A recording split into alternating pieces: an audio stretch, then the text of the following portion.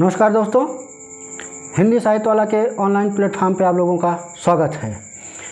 जैसा कि आप लोगों को पता ही होगा कि यूजीसी नेट जेआरएफ की डेट जो है दिसंबर में कंफर्म हो गई है कि एग्ज़ाम दिसंबर में होंगे। इसी को मद्देनज़र रखते हुए हम आज से इतिहास का प्रैक्टिस सेट हम करेंगे, जो आपकी आगामी परीक्षा में काफ़ी सहायक होंगे। हम लोग शुरुआत से जो है इतिहास को लेंगे। सबसे पहले हम प्राचीन इतिहास से शुरू करेंगे और प्राचीन इतिहास में हम टॉपिक वाइज चलेंगे, जैसे आप लोगों को आसानी हो जाए क्वेश्चन को सॉल्व करने में। तो हमारा टॉपिक है प्राचीन इतिहास के स्रोत एवं प्रागैतिहासिक काल। तो इस टॉपिक के अंतर्गत हम लोग क्वेश्चन को सॉल्व करेंगे। तो शुरू करते हैं। हम लोग पहला क्वेश्चन देखते हैं। पहला क्वेश्चन है हम लोगों का, पुरातात्विक अवशेषों के अध्ययन के संदर्भ में निम्नलिखित में से कौन सा कथन असत्य है। अब हम लोग ऑप्शन पे आते हैं। पहला ऑप्शन देखते हैं, आर्कियोलॉजी प्राचीन काल के लोगों के भौतिक जीवन के बारे में जानकारी देती है। दूसरा ऑप्शन है हम लोगों का, सिक्कों का अध्ययन मुद्रा शास्त्र कहलाता है। नेक्स्ट ऑप्शन, प्राचीन भारत में कागज़ की मुद्रा का चलन था। और चौथा ऑप्शन, रेडियो कार्बन जैविक पदार्थों के काल निर्धारण की विधि है। तो क्वेश्चन में पूछ रहा है कौन सा कथन असत्य है। तो देखिए इसमें जो ऑप्शन सी है, प्राचीन भारत में कागज़ की मुद्रा का चलन था, यही कथन असत्य है, क्योंकि प्राचीन भारत में कागज़ की नहीं धातु की मुद्रा का चलन था। तो ऑप्शन यहाँ पे सी सही हो जाएगा। नेक्स्ट क्वेश्चन पे अगर हम आते हैं, क्वेश्चन नंबर 2, इसमें लिखा है कि अभिलेखों के प्रकार के संदर्भ में निम्नलिखित कथनों में कौन सा या कौन से कथन सही हैं। ऑप्शन 1 है, सम्राट अशोक के अभिलेखों में जनता और अधिकारियों के लिए राज्यादेश जारी किए जाते थे। ऑप्शन नंबर 2, बौद्ध, जैन और वैष्णव संप्रदायों ने अनुष्ठानिक अभिलेख बनवाए थे। ऑप्शन 3 है, प्रयाग प्रशस्ति राजाओं के गुण और कीर्तियों की प्रशंसा के अभिलेखों का उदाहरण है। तो इसमें हम लोग देखते हैं दिया हुआ है, नीचे दिए गए कूट का प्रयोग कर सही उत्तर चुनिए। ऑप्शन में दिया गया है केवल 1 और 2। ऑप्शन बी जो है उसमें दिया है केवल 2। ऑप्शन सी में केवल 1 और 3 और ऑप्शन डी में 1, 2 और 3। तो इसका सही आंसर हो जाएगा 1, 2 और 3। यहाँ पे तीनों कथन सही हैं। क्वेश्चन नंबर 3 पे आते हैं। दिया हुआ है, सूची 1 को सूची 2 से सुमेलित कीजिए तथा सूचियों के नीचे दिए गए कूट से सही उत्तर का चयन कीजिए। देखिए सूची 1 में लेखक दिया हुआ है और सूची 2 में लेखक से संबंधित पुस्तकों के नाम दिया हुआ है। हमें इनका मिलान करना है। तो देखिए ए नंबर पे ए.एल. बॉसम। तो हम देखते हैं ए.एल. बॉसम की पुस्तक कौन है। तो इनकी पुस्तक का नाम है वंडर दैट वाज इंडिया। तो देखते हैं ऑप्शन ए वाला किस पे 2 पे जाता है। तो देखिए ए वाला 2 पे। डी कौशाम्बी की पुस्तक का नाम है an introduction to the study of Indian history. तो बी वाला तीसरे पे हो गया। सी ऑप्शन है राजेंद्र लाल मित्र की पुस्तक का नाम है इंडो आर्यंस। तो सी वाला चौथे पे हो गया। और के नीलकंठ शास्त्री, तो इनकी पुस्तक का नाम है ये हिस्ट्री ऑफ एंशिएंट इंडिया। तो इस प्रकार से हमारा बी ऑप्शन सही हो गया। नेक्स्ट क्वेश्चन पे आते हैं। दक्षिण भारत और पूर्वी भारत के भौतिक अवशेषों के संदर्भ में निम्नलिखित कथनों पर विचार कीजिए। पहला ऑप्शन है, दक्षिण भारत में ईंटों के विहार बड़ी संख्या में बनाए जाते थे। नंबर 2, पूर्वी भारत में पत्थरों के मंदिर विशेष आकर्षण होते थे। तो दिया हुआ है उपयुक्त कथन में से कौन से कथन सही हैं। ऑप्शन ए में केवल 1, ऑप्शन बी में केवल 2, ऑप्शन सी में 1 और 2 दोनों, और डी में ना तो 1 और ना ही 2। तो इसमें हमारा सही आंसर होगा डी, क्योंकि इसमें से जो है कोई भी कथन सही नहीं है। नेक्स्ट क्वेश्चन पे आते हैं। क्वेश्चन नंबर 5, अभिलेखों के संदर्भ में निम्नलिखित कथनों पर विचार कीजिए। ऑप्शन नंबर 1 है, इनका अध्ययन पुरालिप शास्त्र कहलाता है। नंबर 2, अभिलेख और प्राचीन दस्तावेजों की तिथि का अध्ययन पुरालेख शास्त्र कहलाता है। उपयुक्त कथन में कौन सा कथन सत्य हैं? तो ऑप्शन है केवल एक, नंबर 2 ऑप्शन केवल 2, फिर है 1 और 2 दोनों, फिर लास्ट ऑप्शन दिया है ना तो 1 और ना ही 2। तो इसमें पूछ रहा है कौन से कथन सत्य हैं, तो इसमें दोनों कथन असत्य हैं, इसलिए इसका ऑप्शन डी हो जाएगा। नेक्स्ट क्वेश्चन पे आते हैं। प्राचीन भारत के इतिहास के संदर्भ में निम्नलिखित कथनों में से कौन सा कथन असत्य है? ऑप्शन नंबर 1 देखते हैं। प्राचीन काल में प्राकृत भाषा देश भर की संपर्क भाषा या लिंगुआ फ्रैंका का काम करती थी। ऑप्शन नंबर बी है प्राचीन काल के 2 महाकाव्य रामायण और महाभारत की रचना मूलतः संस्कृत में हुई थी। ऑप्शन नंबर सी सम्राट अशोक के शिलालेख केवल प्राकृत भाषा और ब्राह्मी लिपि में लिखे गए हैं। और ऑप्शन नंबर डी हमारे देश का नाम इंडिया अरबी और फारसी भाषाओं में हिंद नाम से विदित हुआ है। तो देखते हैं कौन सा क्वेश्चन इसमें असत्य है। तो अगर हम देखें ऑप्शन सी सम्राट अशोक के शिलालेख केवल प्राकृत भाषा और ब्राह्मी लिपि में लिखे, यही क्वेश्चन जो ऑप्शन जो है सही होगा, जो कि असत्य है। नेक्स्ट क्वेश्चन पे अगर आते हैं, भारतीय इतिहास के साहित्यिक स्रोतों के संदर्भ में निम्नलिखित कथनों पर विचार कीजिए। प्राचीन भारत में पांडुलिपियाँ प्राकृत भाषा में मेष चर्म तथा काष्ठ फलकों पर लिखी जाती थी। नंबर 2 है वेदांगों की रचना वैदिक मूल ग्रंथ का अर्थ समझने के लिए की गई थी। और नंबर 3 व्याकरण की रचना पाणिनि के द्वारा की गई थी। दिया हुआ है कि उपयुक्त कथन में से कौन से या सा सही हैं? ऑप्शन नंबर 1 है केवल 1 और 2 दोनों, बी है केवल 3, सी है केवल 2 और 3 और डी है 1 2 और 3। तो इसमें जो है ऑप्शन नंबर सी सही होगा। इसमें सही कथन 2 और 3 हैं। नेक्स्ट क्वेश्चन पे अगर हम आते हैं तो वो है सूची 1 को सूची 2 के साथ सम्मिलित कीजिए। नीचे दिए गए कूट का प्रयोग कर सही उत्तर चुनिए। सूची 1 में लेखक का नाम दिया हुआ है और सूची 2 में उनसे संबंधित रचनाएं हैं। देखते हैं मेगास्थनीज। तो मेगास्थनीज की पुस्तक का क्या नाम है? इंडिका है। तो देखते हैं इंडिका कौन से ऑप्शन पे है? तीसरे नंबर, तो ए वाला तीसरे पर हो जाएगा। उसके बाद टालमी है, तो टालमी की पुस्तक का नाम ज्योग्राफी है, तो ये नंबर 1 पे हो जाएगा। और पिल्ली की पुस्तक का नाम है नेचुरल हिस्टोरिका, तो ये सी वाला दूसरे पे हो जाएगा। और हुएनसांग की पुस्तक का नाम है CU की, तो इस प्रकार हमारा ऑप्शन सी सही होगा। नेक्स्ट क्वेश्चन पे आते हैं। सूची 1 को यहाँ भी मिलान करने वाला ही है। सूची 1 को सूची 2 के साथ सम्मिलित कीजिए और नीचे दिए गए कूट का प्रयोग कर सही उत्तर चुनिए। यहाँ भी लेखक और उनसे संबंधित रचनाएं हैं। तो बाणभट्ट, देखिए बाणभट्ट की पुस्तक का क्या नाम है? हर्षचरित, तो ए वाला तीसरे पे मिल जाएगा। दूसरा है बिल्हड़ की पुस्तक का नाम है विक्रमांकदेव चरित, तो ये चौथे नंबर पे हो जाएगा। उसके बाद अतुल की पुस्तक का नाम है जो है मूषिक वंश। नेक्स्ट है संध्याकार नंदी ने रामचरित लिखा। इस प्रकार ऑप्शन हमारा सी सही हो जाएगा। नेक्स्ट क्वेश्चन दिया हुआ है पाषाण युग के संदर्भ में निम्नलिखित कथनों पर विचार कीजिए। ऑप्शन दिया हुआ है पहला, ऊपरी पुरापाषाण में आधुनिक मानव, जिसको आप होमोसैपियंस कहते हैं, का उदय हुआ था। और ऑप्शन 2 है मध्य पाषाण युग में मुख्य उद्योग पत्थर की पपड़ी की बनी वस्तुओं का था। तो दिया हुआ उपयुक्त कथन में से कौन सा या से सही है? तो ऑप्शन ए है केवल 1, ऑप्शन 2 है केवल, ऑप्शन बी केवल 2, ऑप्शन सी है 1 और 2 दोनों, और डी है ना तो 1 और ना ही 2। तो यहाँ पे दोनों कथन सही हैं, तो इसलिए हमारा आंसर हो जाएगा ऑप्शन सी। उसके बाद हम लोग नेक्स्ट क्वेश्चन पे आते हैं। नेक्स्ट क्वेश्चन है क्वेश्चन नंबर 11। नवपाषाण काल के संदर्भ में निम्नलिखित कथनों में से कौन सा कथन असत्य है? यहाँ पे गलत कथन हमको चूज करना है। तो ऑप्शन ए है हड्डी के बने हथियारों का प्रयोग करते थे। लोग भवन निर्माण कला जानते थे। और पिकली हल में नवपाषाण युगीन पशुपालन के अवशेष मिले हैं। और नंबर डी जो ऑप्शन है कुफक कराल से प्राप्त कब्रों में मालिक के साथ पालतू कुत्तों के दफनाने के अवशेष हमको मिले हैं। तो यहाँ पे हमको असत्य कथन ढूंढना है, तो यहाँ पे हमारा असत्य कथन जो है वो हो जाएगा ऑप्शन नंबर डी।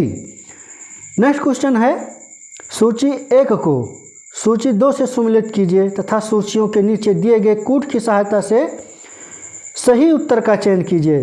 तो सूची 1 में स्थल का नाम दिया हुआ है और सूची 2 में उस स्थल से जो मिले हुए अवशेष हैं, तो हमको मिलान करना है। मेहरगढ़, तो मेहरगढ़ में आप लोग जानते हैं कि कृषि का साक्ष्य हमको मेहरगढ़ से मिला है, तो मेहरगढ़ कृषि पे, तो ए वाला तीसरे पर हो जाएगा।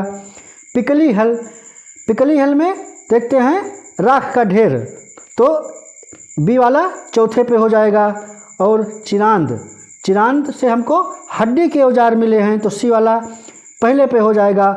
और बुर्ज होम जो कि कश्मीर में है, तो ये यहाँ से गर्तावास के साथ हमको मिले हैं, तो डी वाला दूसरे पे हो जाएगा। इस प्रकार हमारा ऑप्शन नंबर बी सही है। नेक्स्ट क्वेश्चन पे अगर आए, क्वेश्चन नंबर 13, इसमें दिया हुआ है कि ताम्रपाषाण काल के संदर्भ में निम्नलिखित कथनों पर विचार कीजिए। इस काल में सर्वप्रथम तांबे से औजार बनाने की शुरुआत हुई। ऑप्शन नंबर 2, इस काल के लोग बाजरे की फसल का उत्पादन करता था। दिया है उपयुक्त कथन में से कौन सा सही है, तो इसमें दोनों कथन सही है, इसलिए हमारा ऑप्शन नंबर सी सही हो जाएगा। नेक्स्ट क्वेश्चन 14, निम्नलिखित में से किस स्थल को ताम्बोती या तांबा वाली कहा जाता है। Option number A Gilund, option number B Ahar, option number C Ganeshwar, option number D Nivasa. तो इसमें ताम्बोती आहाड़ को कहा जाता है। नेक्स्ट क्वेश्चन, जोरवे संस्कृति के संदर्भ में निम्नलिखित कथनों पर विचार कीजिए। नंबर 1 जो ऑप्शन दिया हुआ है, जोरवे संस्कृति नगरीय संस्कृति थी। ये संस्कृति पश्चिमी महाराष्ट्र में पाई जाती थी। और ऑप्शन नंबर 3, इनाम गांव में नगरीकरण पाया जाता था। दिया हुआ है उपयुक्त कथन में से कौन से सही हैं। ऑप्शन ए केवल 1 और 2, बी है केवल 2 और 3, सी है केवल 1 और 3, और डी है 1, 2 और 3। तो यहाँ पे जो सही कथन है वो है 2 और 3, इसलिए हमारा ऑप्शन नंबर बी सही हो जाएगा। नेक्स्ट क्वेश्चन पे आते हैं हम लोग, क्वेश्चन नंबर 16। 16 में दिया हुआ है ताम्रपाषाण कालीन धार्मिक विश्वासों के संदर्भ में निम्नलिखित कथनों में से कौन सा कथन सही है। नंबर 1 ऑप्शन में है, इस काल के लोग मातृ देवी की पूजा करते थे। ऑप्शन नंबर 2 में दिया हुआ है, इस काल में वृषभ, जिसको सांड कहते थे, को धार्मिक पशु माना जाता था। और ऑप्शन नंबर 3, इनाम गांव में मातृ देवी की प्रतिमा मिली है। और नीचे दिए गए कोड का प्रयोग कर सही उत्तर चुनिए। ऑप्शन नंबर ए में है केवल 1 और 2, बी में है केवल 2, और सी में है 1 और 3, और डी में है 1, 2 और 3। तो यहाँ पे तीनों ऑप्शन सही हैं, इसलिए हमारा उत्तर हो जाएगा option number D. Question number next यानी कि 17, सूची 1 को सूची 2 से सम्मिलित कीजिए तथा सूचियों के नीचे दिए गए कूट की सहायता से सही उत्तर का चयन कीजिए। सूची 1 में स्थल दिया हुआ है और सूची 2 में उस स्थल में जो समाधान की विधियां प्रचलित थी उसको दिया हुआ है। नंबर 1 आता है पूर्वी भारत। तो पूर्वी भारत में हम लोग जानते हैं कि वहाँ पे आंशिक समाधान जो है प्रचलित था, तो ए वाला चौथे पे हो जाएगा। पश्चिमी भारत में अगर हम देखें तो पश्चिमी भारत में संपूर्ण समाधान की विधि प्रचलित थी, तो ऑप्शन नंबर बी तीसरे पर हो जाएगा। और अगर हम दक्षिण भारत की बात करें तो दक्षिण भारत में पूर्व पश्चिम दिशा में जो है सौ को लिटाकर दफनाते थे। और महाराष्ट्र की अगर हम बात करें तो यहाँ पे समाधान की जो विधि प्रचलित थी वो उत्तर दक्षिण की दिशा में थी। तो इस प्रकार हमारा ऑप्शन नंबर सी सही हो जाएगा। नेक्स्ट क्वेश्चन, सूची 1 और सूची 2 सम्मिलित कीजिए तथा सूचियों के नीचे दिए गए कूट की सहायता से सही उत्तर का चयन कीजिए। सूची 1 में स्थान है और सूची 2 में उस स्थान से संबंधित संस्कृति है। ए जो दिया हुआ है दायमाबाद, तो दायमाबाद जो है ये जोरवे संस्कृति का हिस्सा है, तो ए नंबर वाला तीसरे पर हो जाएगा। बी जो है एरण, एरण जो है मालवा संस्कृति से संबंधित स्थल है, तो बी वाला दूसरे पर हो जाएगा। ए वाला तीसरे पर, बी वाला दूसरे पर, और कालीबंगा, तो कालीबंगा को आप लोग जानते हैं कि ये हड़प्पा सभ्यता से संबंधित है, तो सी वाला नंबर 1 पे हो जाएगा। और गिलुंड या गिलुंड जिसे क्यों कहते हैं, ये ताम्रपाषाणी संस्कृति का स्थल है, तो इस प्रकार ये चौथे नंबर से जुड़ जाएगा। तो हमारा ऑप्शन देखिए, ऑप्शन नंबर सी सही यहाँ पे हो जाएगा। नेक्स्ट क्वेश्चन 19, महापाषाणिक संस्कृति के संदर्भ में निम्नलिखित कथनों पर विचार कीजिए। ऑप्शन नंबर 1 है, महापाषाण कब्रों में वस्तुओं के साथ त्रिशूल भी पाए जाते थे। इन कब्रों में खेती के औजार मृतक के साथ नहीं दफनाए जाते थे और प्रायद्वीपीय भारत में काले व लाल मृत भांड का प्रचलन अधिक था। उपरोक्त कथन में से कौन सा कथन सही है? ऑप्शन नंबर ए है केवल 1 और 2, बी है केवल 1, ऑप्शन नंबर सी है केवल 1 और 3, और ऑप्शन नंबर डी है 1, 2 और 3। तो देखिए आप पूछ रहा है कौन से कथन सही है, तो अगर हम देखें तो यहाँ पे 1 और 3 ये सही है, तो इस प्रकार हमारा ऑप्शन यहाँ पे सी सही हो जाएगा। नेक्स्ट क्वेश्चन पे अगर हम आएँ तो देखते हैं क्वेश्चन नंबर 20 में देखिए दिया हुआ है कि विद्वानों द्वारा रचित पुस्तकों के संदर्भ में निम्नलिखित युगों पर विचार कीजिए। तो एक तरफ है विद्वान और दूसरी तरफ है उनकी लिखी हुई पुस्तकें। देखिए आर्यभट्ट, तो आर्यभट्ट की पुस्तक का नाम, इसमें हमको देखना है कि कौन से कथन सुमिलित हैं। तो आर्यभट्ट एक तरफ दिया है, उसके सामने पंच सिद्धांतिका, वराहमिहिर बृहद संहिता, कालिदास अभिज्ञान शाकुंतलम। दिया हुआ है कि उपरोक्त में कौन से सुमेलित हैं। ऑप्शन में है केवल 1 और 2, बी में है केवल 3, और ऑप्शन सी में है केवल 2 और 3, और ऑप्शन डी में है 1, 2 और 3। तो यहाँ हम देखते हैं कि आर्यभट्ट की पुस्तक का नाम पंच सिद्धांतिका नहीं बल्कि आर्यभट्टीय है। तो इस प्रकार हमारा ऑप्शन नंबर 1 गलत हो जाएगा। और वराहमिहिर तो बृहद संहिता बिल्कुल सही है, कालिदास अभिज्ञान शाकुंतलम बिल्कुल सही है। तो इस प्रकार देखिए 2 और 3 ऑप्शन नंबर सी में है, तो इस प्रकार हमारा राइट आंसर ऑप्शन सी हो जाएगा। 21 पे आते हैं। नेक्स्ट क्वेश्चन, निम्नलिखित युग्मों पर विचार कीजिए। एक तरफ है लेखक और दूसरी तरफ रचना दिया हुआ है। हरिशयन, बृहद कथाकोश, भास्कर, लीलावती, पाणिनि, न्याय। उपरोक्त कथन में से कौन से सुमेलित हैं? तो दिया हुआ है ऑप्शन ए में केवल 1 और 2, ऑप्शन बी में केवल 2 और 3, ऑप्शन सी में केवल 1 और 3, और ऑप्शन डी में 1, 2 और 3। तो यहाँ पे हम देखें तो हरिशयन की पुस्तक का नाम बृहद कथाकोश, ये बिल्कुल सही है। भास्कर की पुस्तक का नाम लीलावती, ये बिल्कुल सही है। और पाणिनि न्याय, तो पाणिनि ये ऑप्शन न्याय नहीं है, इसलिए ये क्वेश्चन जो है गलत हो जाए, क्योंकि पाणिनि की पुस्तक का नाम अष्टाध्यायी है। तो यहाँ ऑप्शन नंबर ए सही होगा, केवल 1 और 2 सही है। उसके बाद 22, सूची 1 को सूची 2 से सुमेलित कीजिए तथा नीचे दिए गए कूट का प्रयोग कर सही उत्तर चुनिए। सूची 1 में तिथि संबंधित संकेत, सूची 2 में उनका अर्थ। तो बीसी, तो इसमें आपको पूरा नाम बताना है, उस हिसाब से देखना है। तो बीसी जानते हैं हम लोग कॉमन इरा, तो ये जो है ए वाला दूसरे पर हो जाएगा, नहीं ए वाला जो है बीसी, सॉरी हाँ बिफोर क्राइस्ट, सॉरी सी जो कॉमन इरा है सी होगा। तो बीसी बिफोर क्राइस्ट, तो ए वाला चौथे पे जा रहा है। एडी देखिए एनो डोमिनी, तो ये तीसरे पर मिल रहा है। और सीई जो है ये है दूसरे पर कॉमन इरा, और डी है बीसीई बिफोर कॉमन इरा। तो इस प्रकार हमारा ऑप्शन बी सही हो जा रहा है। नेक्स्ट क्वेश्चन पे आते हैं। रेशम बुनकरों की श्रेणी का उल्लेख निम्नलिखित में से किस अभिलेख में मिलता है? ऑप्शन ए है मंदसौर अभिलेख, ऑप्शन बी है भीतरी अभिलेख, ऑप्शन सी है जूनागढ़ अभिलेख, और डी है प्रयाग प्रशस्ति। तो इसमें ऑप्शन ए हो जाएगा, रेशम बुनकरों की श्रेणी का उल्लेख हमको जो है मंदसौर अभिलेख से मिलता है। नेक्स्ट क्वेश्चन, निम्नलिखित में से कौन सा ग्रंथ ब्राह्मण वणिक की स्थिति का वर्णन करता है?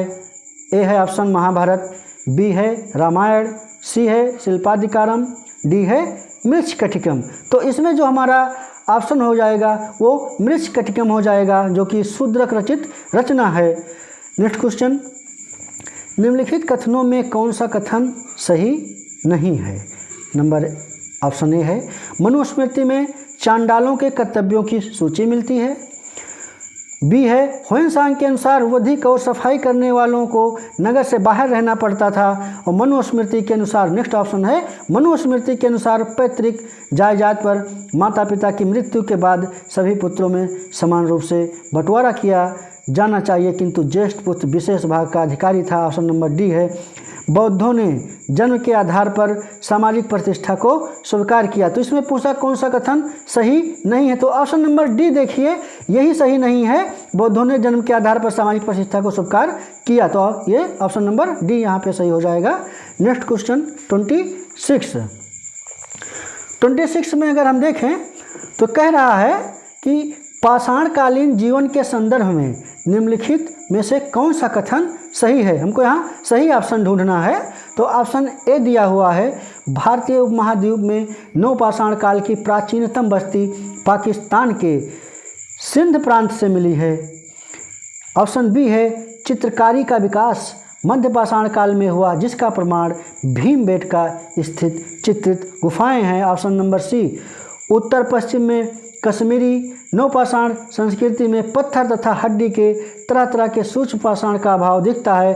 और बुर्जहोम के लोग, ऑप्शन नंबर डी, बुर्जहोम के लोग रूखड़े तथा धूसर मृत भांडों का प्रयोग नहीं करते थे। यहाँ पूछ रहा है कौन सा कथन सही है, तो यहाँ पे सही कथन जो है वो है ऑप्शन नंबर सी।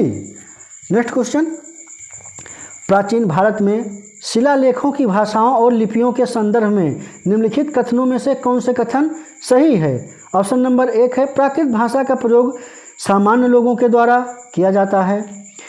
ऑप्शन नंबर बी, प्राकृत भाषा में लिखे गए अधिकांश शिलालेख ब्राह्मी लिपि में थे। ऑप्शन नंबर 3 है, अफगानिस्तान के शिलालेखों में अरामाइक एवं यूनानी लिपियों का प्रयोग किया गया था। और नीचे दिया हुआ है, नीचे दिए गए कोटों का प्रयोग कर सही उत्तर चुनिए। ऑप्शन ए केवल 1, ऑप्शन बी केवल 1 और 2, ऑप्शन सी केवल 2 और 3 और ऑप्शन डी 1, 2 और 3। तो अगर यहाँ हम देखें तो यहाँ पे तीनों कथन जो है सही है, इसलिए हमारा उत्तर यहाँ पे ऑप्शन नंबर डी हो जाएगा, 1 और 2, 1, 2, 3। उसके बाद 28, निम्नलिखित कथनों पर विचार कीजिए। नंबर 1 दिया हुआ है, महापाषाणिक लोग उन्नत कृषक थे। नंबर 2, महापाषाणिक काल की कब्रों में अस्थियों के साथ मृद भांड और लोहे की वस्तुएं भी पाई गई हैं। और दिया हुआ है कि उपयुक्त कथन में से कौन से सही नहीं हैं, तो केवल ए में दिया है केवल 1, ऑप्शन बी है केवल 2, ऑप्शन सी है 1 और 2 दोनों, और ऑप्शन डी है ना तो 1 और ना ही 2। तो यहाँ अगर हम देखें तो कह रहा है कौन से कथन सही नहीं है, तो महापाषाणिक लोग उन्नत कृषक थे, यही ऑप्शन सही नहीं है, क्योंकि वो उन्नत कृषक नहीं थे, क्योंकि यहाँ से जो उपकरण हमको मिले हैं वो युद्धास्त्र के रूप में मिले हैं, कृषि उपकरण के रूप में नहीं। तो इसलिए ऑप्शन नंबर यहाँ पे केवल 1 हो जाएगा, वही गलत है। और 29, ताम्रपाषाणिक काल के संदर्भ में निम्नलिखित कथनों पर विचार कीजिए। ऑप्शन नंबर 1 है, इस काल में तांबे और किसी किसी अवसर पर निम्न कोटि के कांस्य का उपयोग देखने को मिलता है। नंबर 2 है, कृषि की जाती थी। और नंबर 3, भारत में इस काल की सबसे पुरानी बस्तियां मालवा और मध्य भारत में पाई गई हैं। और पूछ रहा है कि उपर्युक्त कथनों में से कौन सा कथन सही हैं। ऑप्शन ए केवल 1, ऑप्शन बी केवल 1 और 2, ऑप्शन सी केवल 1 और 3 और ऑप्शन डी 1, 2 और 3। तो यहाँ पे तीनों ऑप्शन सही हैं, तो इसलिए हमारा उत्तर 1, 2 और 3 हो जाएगा। नेक्स्ट क्वेश्चन 30 की आते हैं। दिया हुआ है कि पुरापाषाण काल के संदर्भ में निम्नलिखित कथनों पर विचार कीजिए। ऑप्शन नंबर 1 है, इसका विकास हिमयुग के दौरान हुआ। ऑप्शन 2 जो है दूसरा नंबर, भारत में अधिकांश पुरातात्विक स्थल सिंधु गंगा के मैदानों में पाए गए हैं। पूछ रहा है उपयुक्त कथनों में से कौन सा कथन सही है। केवल 1, ऑप्शन बी है केवल 2, ऑप्शन सी है 1 और 2 दोनों, ऑप्शन डी है ना तो एक और ना ही दो। तो यहाँ पे अगर हम देखें तो ऑप्शन कथन सही जो है वो केवल एक होगा कि इनका विकास हिमयुग के दौरान हुआ था। अब हम लोग आते हैं नेक्स्ट क्वेश्चन 31 पर।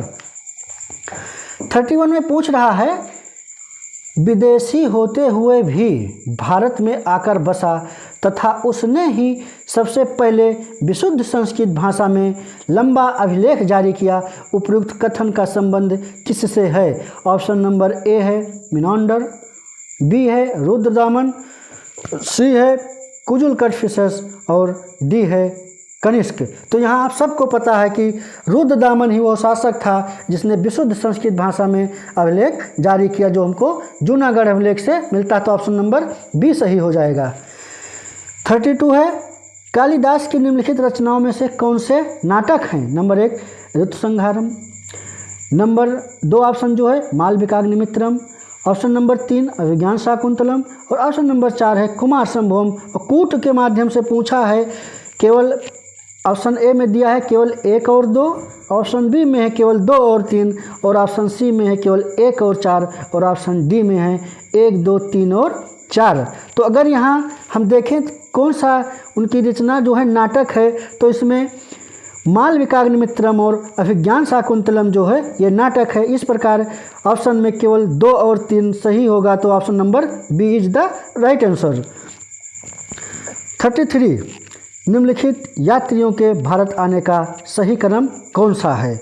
ऑप्शन ए में दिया है फाहियान, कॉस्मस, होयनसांग, इसिंग, नंबर बी में है होयनसांग, फाहियान, इसिंग, कॉस्मस और नंबर सी में है कॉस्मस, फाहियान, होयनसांग, इसिंग और नंबर डी में है इसिंग, होयनसांग, कॉस्मस और फाहियान। तो अगर हम इन चीनी यात्रियों के सही क्रम की बात करें तो हमारा यहाँ पे ऑप्शन नंबर ए सही हो जाएगा, फाहियान, कॉस्मस, होयनसांग और इसिंग। 34 नेक्स्ट क्वेश्चन दिया हुआ है कि निम्नलिखित युग्मों में से कौन सा सुमेलित है? एक तरफ है रचना, दूसरी तरफ है लेखक। तो नंबर 1 पे दिया है विक्रमांक देवचरित, सामने लेखक का नाम है संध्याकार नंदी, दूसरा है रामचरित, सामने लेखक का नाम है पिल्हड़ और तीसरा है हर्षचरित, सामने लेखक का नाम है वाणभट्ट। कूट के माध्यम से पूछा गया है। ऑप्शन ए है केवल 1, ऑप्शन बी है केवल 3, ऑप्शन सी है 1 और 3 और ऑप्शन डी है 1, 2 और 3। तो यहाँ पूछा कौन सा सुमेलित है, तो अगर हम देखें तो यहाँ पे केवल तीसरा जो है हर्षचरित बाणभट्ट, इनकी पुस्तक बाणभट्ट की पुस्तक का नाम है हर्षचरित, तो केवल यही सही है, ऑप्शन नंबर बी।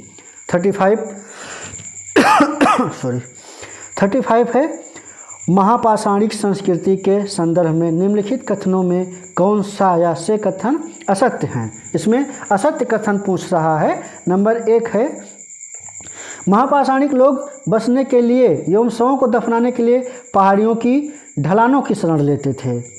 नंबर 2 है ये लोग धान एवं ज्वार उपजाते थे। ऑप्शन नंबर 3 है इन लोगों को लोहे के प्रयोग का ज्ञान नहीं था और ऑप्शन नंबर 4 है महापाषाण काल में आंशिक समाधान की पद्धति प्रचलित थी। तो पूछ रहा है कौन से कथन असत्य हैं? तो अगर हम देखें तो कह रहा है कि ये लोग धान एवं ज्वार उपजाते थे, तो ये असत्य कथन ये गलत हो जाएगा। और तीसरा है इन लोगों को लोहे का प्रयोग का ज्ञान नहीं था, नहीं, इनको लोहे का ज्ञान था, इसलिए इसमें आप सही हो जाएगा 2 और 3, option number B is the right answer. अब आते हैं हम लोग 36 पे। तो 36 पे अगर देखें पूछ रहा है पूरा लेख निम्नलिखित में से किसका अध्ययन है? नंबर ऑप्शन ए है शिलालेखों का, ऑप्शन बी है प्राचीन एवं मध्यकालीन हस्तलेखन का, ऑप्शन सी है मानचित्र निर्माण का और ऑप्शन डी है साहित्यिक ग्रंथों सहित भाषा के इतिहास का। तो आप सबको ही पता है कि शिलालेखों के अध्ययन को पुरालेख या एपिग्राफी कहते हैं। तो ऑप्शन नंबर ए सही हो जाएगा। 37 पूछ रहा है एरिथ्रियन एक यूनानी नाम था जिसका प्रयोग किया जाता था। ऑप्शन दिया है ए नंबर पे मिट्टी के घड़े के लिए, लाल सागर के लिए ऑप्शन बी है, ऑप्शन सी है योद्धा के लिए और ऑप्शन डी है आसपास के नौकायन के लिए। तो जो है ये ऑप्शन इसमें हो जाएगा ऑप्शन नंबर बी लाल सागर के लिए जो है इसका प्रयोग किया जाता था। और नेक्स्ट क्वेश्चन, ताम्रपाषाणिक संस्कृति के संदर्भ में निम्नलिखित कथनों में से कौन सा कथन सही है। ऑप्शन नंबर 1 है ताम्रपाषाणिक संस्कृतियों की अर्थव्यवस्था खाद्य उत्पादक थी। ऑप्शन नंबर 2 दिया है ताम्रपाषाणिक संस्कृति के लोग नगरवासी थे तथा वह लेखन कला से परिचित थे। और ऑप्शन नंबर 3, इस समय तांबे की पर्याप्त उपलब्धता थी तथा लोग तांबे में टिन को मिश्रित करके कांसे बनाने की तकनीकी से विज्ञ थे, जिससे कृषि का विस्तार संभव हुआ। और कूट के माध्यम से पूछा है। ऑप्शन ए में दिया है केवल 1 और 3, ऑप्शन बी में केवल 1 और ऑप्शन सी में केवल 2 और 3 और ऑप्शन डी में 1, 2 और 3। और पूछ रहा है कि कौन सा कथन सही है। तो इसमें अगर हम देखें तो केवल इसमें पहला ही कथन सही है, तो इसलिए हमारा उत्तर ऑप्शन बी हो जाएगा। नेक्स्ट क्वेश्चन की अगर हम बात करें 39 दिया हुआ है कि दीर्घ निकाय और महावास्तु नामक साहित्यिक रचनाएं निम्नलिखित में से किसके बारे में बताती हैं। ऑप्शन नंबर ए है विभिन्न प्रकार के व्यवसायों के बारे में, ऑप्शन नंबर बी है विभिन्न मूर्ति कलाओं के बारे में, ऑप्शन सी है विभिन्न प्रकार के मृदभांडों के बारे में, ऑप्शन डी है उपरोक्त में से कोई नहीं। तो दीर्घ निकाय और महावस्तु जो है ये विभिन्न प्रकार के व्यवसायों के बारे में बताती हैं। इस प्रकार हमारा राइट आंसर होगा ऑप्शन नंबर ए। अब हम देखते हैं नेक्स्ट क्वेश्चन, पाषाणकालीन संस्कृति से संबंधित निम्नलिखित तथ्यों पर विचार कीजिए। ऑप्शन 1 है मृदभांड निर्माण, ऑप्शन 2 पत्थर के औजारों का घर्षण और उन पर पालिश करना, ऑप्शन नंबर 3 अग्नि का उपयोग एवं इसके माध्यम से भोजन पकाने की तकनीकी का आरंभ। और दिया हुआ है उपयुक्त में से कौन सी विशेषताएं नवपाषाणिक संस्कृति से संबंधित हैं। ऑप्शन ए दिया है केवल 1, ऑप्शन बी में है केवल 1 और 2, ऑप्शन सी में है केवल 2 और 3 और ऑप्शन डी में है 1, 2 और 3। तो यहाँ पे जो सही आंसर हो जाएगा पाषाणकालीन संस्कृति के संबंध में, तो ये तीनों सही विकल्प सही हैं, इसलिए option number D is the right answer.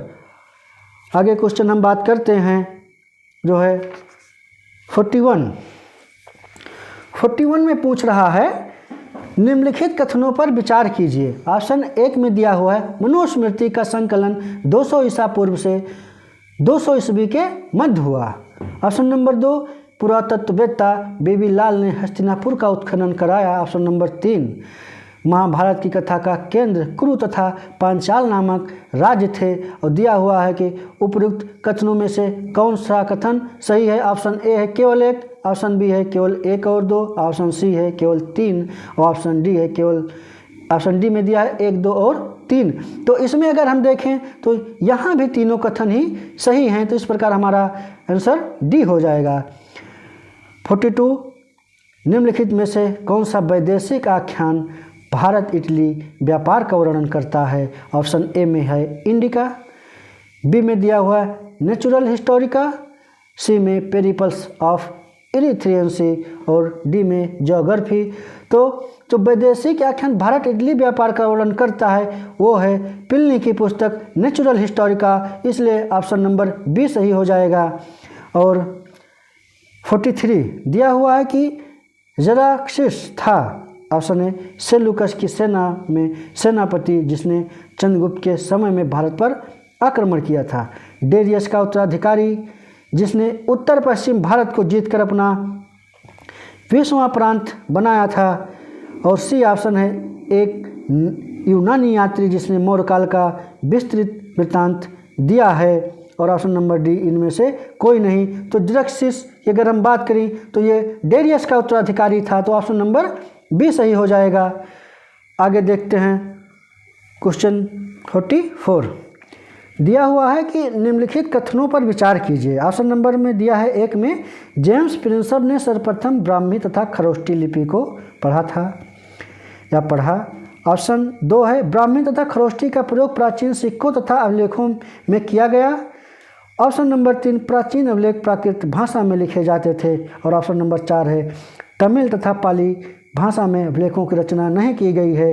और पूछ रहा है उपयुक्त कथन में से कौन सा सही है। ऑप्शन ए है केवल 1 और 2, ऑप्शन बी में केवल 2 और 3, ऑप्शन सी में केवल 1, 2 और 3 और ऑप्शन डी में 1, 2, 3 और 4। तो इसमें अगर हम देखें तो ऑप्शन नंबर 1, 2 और 3 ये सही है और तमिल वाला जो चौथा ऑप्शन वो गलत है। इस प्रकार हमारा ऑप्शन सी सही हो जाएगा। और क्वेश्चन नंबर 45 दिया है सूची 1 को सूची 2 से सुमिलित कीजिए। सूची 1 में घटनाएं दी हुई हैं और सूची 2 में तिथि दी हुई को घटनाएं कब घटी, किस सन में घटी। ऑप्शन ए है प्रिंसेप द्वारा अशोक के अभिलेखों का पढ़ा जाना। तो आप लोगों को पता ही होगा कि जेम्स प्रिंसेप ने 1837 में अशोक के अभिलेखों को पढ़ा था। तो ए वाला चौथे पे आप लोग मिलाइए। और दिया हुआ है बी बंगाल एशियाटिक सोसाइटी की स्थापना, तो ये 1784 में हुई। तो बी वाला तीसरे ऑप्शन पे हो जाएगा। और गुप्त शासन का आरंभ ये 320 ईस्वी में है, तो सी वाला दूसरे पर हो जाएगा। और डी में दिया है अरबों की सिंधी पर विजय। तो आप लोग जानते हैं कि अरबों ने भारत पर या सिंध पर 712 ईस्वी में आक्रमण किया था। तो इस प्रकार सुमिलित हो गया। और बी देखिए बी में सुमिलित है, तो ऑप्शन नंबर बी सही हो जाएगा।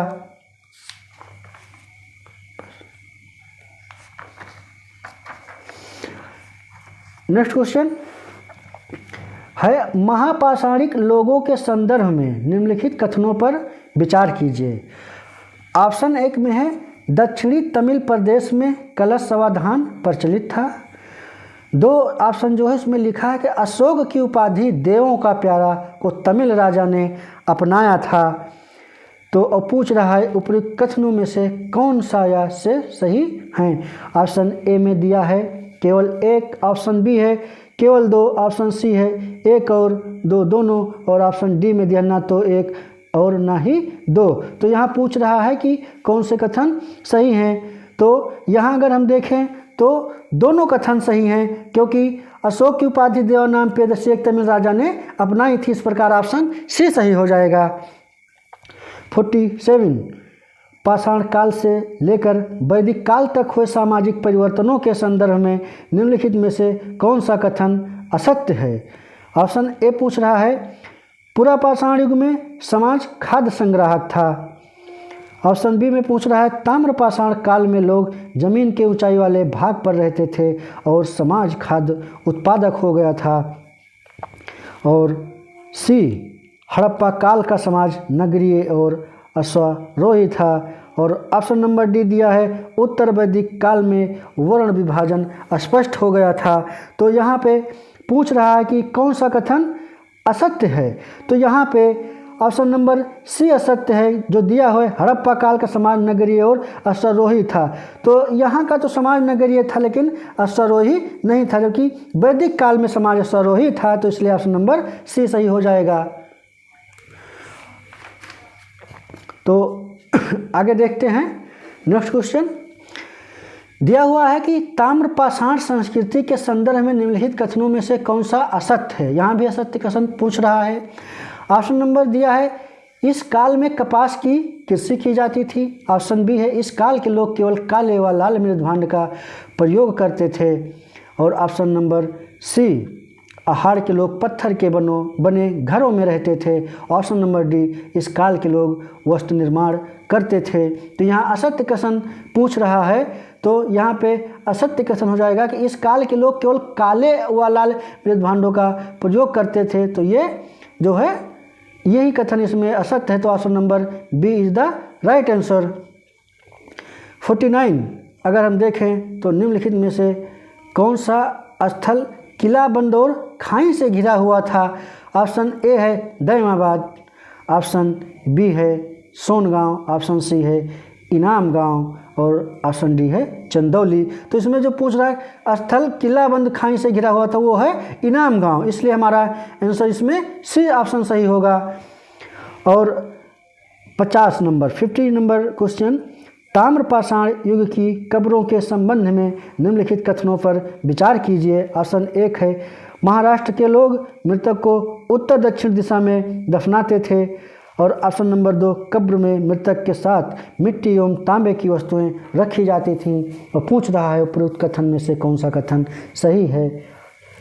ऑप्शन ए में है केवल 1, ऑप्शन बी है केवल 2, ऑप्शन सी है 1 और 2 दोनों, और ऑप्शन डी है ना तो 1 और ना ही 2। तो आप लोग वही पीछे पढ़े महाराष्ट्र में जो मिलान करने वाला था कि उत्तर दक्षिण दिशा में दफनाते थे। तो यहाँ पे ऑप्शन नंबर सी 1 और 2 दोनों सही हो जाएगा।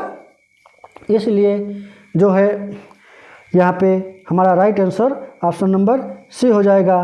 तो आप लोगों को वीडियो कैसी लगी? अगर वीडियो अच्छी लगी हो तो हमारे चैनल को लाइक और सब्सक्राइब कर दीजिए, फॉलो करिए, शेयर भी करिए।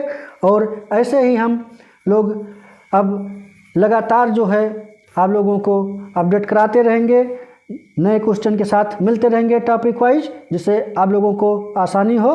तो मिलते हैं हम लोग कल। धन्यवाद।